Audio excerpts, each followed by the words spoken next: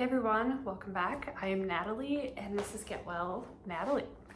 And today, in honor of the second episode of my show here, I thought let's talk about the basics. You know, where do we start when we go hiking?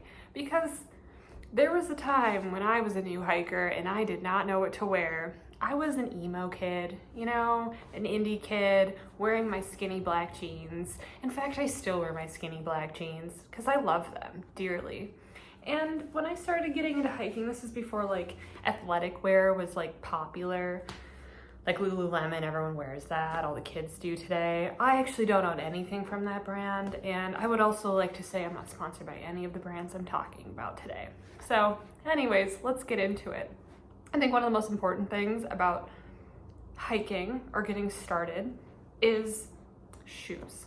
Footwear is really important. It's actually the whole point of hiking. You know, you're walking, essentially. So I do recommend getting a good shoe. You do not need to have a fancy, expensive hiking shoe when you're starting out, unless you're very serious.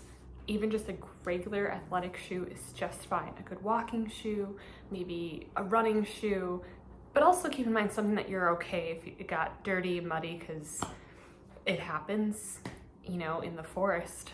So I'm just gonna show you, these are my hiking boots. They are Oboz. I love these. I am not sponsored by Oboz. This is my second pair actually, and they last pretty long. They, you know, I've got a good 7 years out of my old ones. Loved them so much, bought a new one, and they're a little different. The sole is very thick, and I would say, you know, they're kind of like walking on platforms. They're water resistant, they have Gore-Tex, and they hold the foot in place well. There's a lot more about picking out the right hiking shoe, and I will talk about that more in another video, but this is just an example of the hiking shoe I wear, and they are, yes, dirty for sure. Also, I was like looking, I have these like sweet Reebok classics. You know, I probably wouldn't wear these on the trail because I don't want to get them that dirty, even though they're kind of dirty, but they like would hold the foot pretty well. If you wore good socks, you could probably get away with this if you're not hiking like 8 miles, but maybe a mile or two. It really just kind of depends on your comfort. But again, whatever is the most comfortable shoe you can wear for a while is like, you know, let's say 3 miles will probably be a decent shoe for you. The next really important thing is socks. Wear socks. Do not wear ankle socks. Wear a sock that covers your ankle, because that'll help with blisters or any irritation from walking a long distance. This is the best bet. These are Smart Wools. I'm not sponsored by Smart Wool, but this one's inside out. But I have like a longer sock. You know, I mostly wear these. I mean, I'll wear them in the summertime too, and year round basically. These are some maybe what I would wear in the summer, or I like to wear my rain boots. They're wool socks. Wool is ideal because it keeps your foot warm. If the socks get wet, your foot will still stay warm, which is very good, especially if you're hiking in colder temperatures. But if you don't have wool socks, it's okay. Don't run out and go and get some if you can't, you know, but you should totally get some wool socks just for like Christmas, you know, winter's coming. And okay, the next important thing is pants. When you're walking, you want to be in comfortable pants. So I do not recommend to wear black skinny jeans. It's gonna be really uncomfortable. You're gonna get hot. They don't really breathe. You know, they're really great for walking from your house to your car, standing at a show, but don't wear them on a trail. Wear something that's a little bit more flexible and breathable. Like leggings are a great option. Just keep in mind they could snag and tear, so maybe don't wear your Lululemons, for example, but wear something that is kind of more geared towards the outdoors. I am wearing currently an athletic brand or an outdoor brand for women, Prana.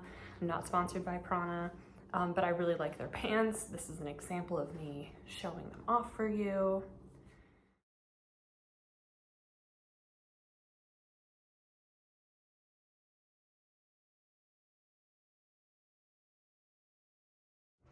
And I just think they're stylish, but they also are great for, especially if you're tall. And there's a lot of different outdoor brands. out there, especially for women and men, and I recommend something like that. I'm not saying you should go spend a lot of money right away, especially if you're new to hiking, but you know, REI, they'll have a mix of brands. They kind of do have like more higher end brands. Sierra Trading Post, I think, is a really great place that I would also tell you to go to. But there's a bunch of different places you can try, but something that kind of breathes more, but also can withstand like maybe slightly waterproof, kind of, that's what rain gear is for, but also, you know, you're gonna be walking through brush and stuff too. What else? Oh yes, so I mean, shirt, just wear a t-shirt. This is a cotton long sleeve. I love this. I got a fleece on. Right now it's a little chillier today in Minnesota, and you know, wearing the right layers is something I'll go into because it's kind of a delicate science of you don't want to be too hot and you don't want to be carrying a bunch of things else on the trail too. So I will go into that as we get into the seasons.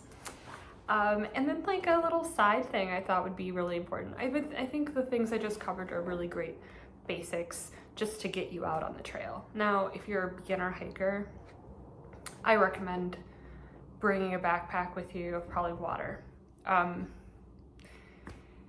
Because hiking out, you know, hiking a couple miles in a trail is a little different. There's different elevations, it's a little rocky, you know, it's uneven terrain, and it can actually take a lot out of you, and you're gonna feel different muscles. It's wonderful. Do it.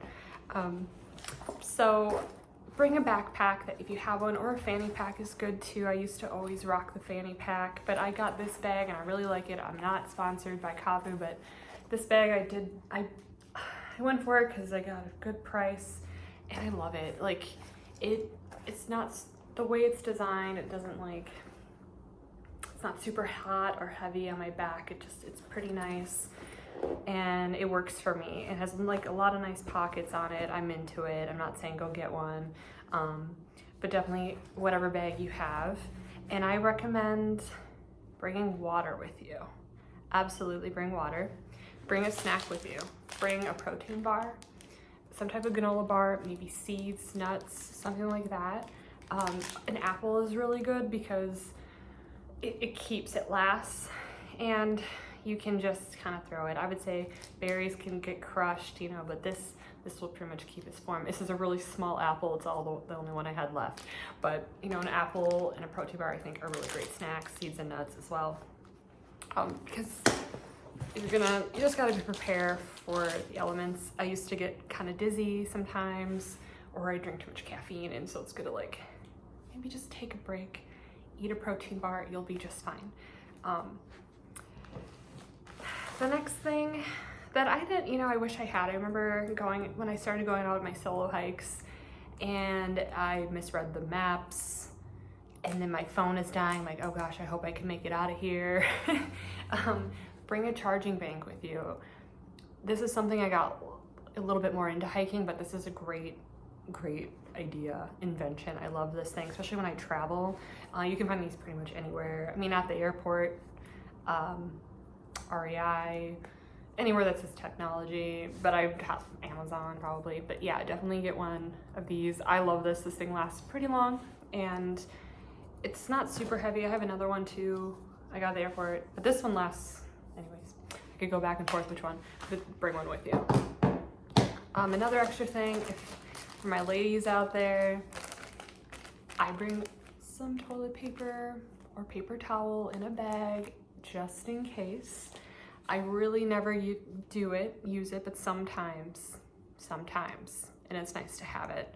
I use paper towel, not because it's comfortable, but because it's more efficient, quick and efficient. Okay, and also I do recommend an electrolyte. If you're gonna end up hiking for a longer period of time, or you're not really used to being super active in the beginning, and even when you are, it's good to have an electrolyte.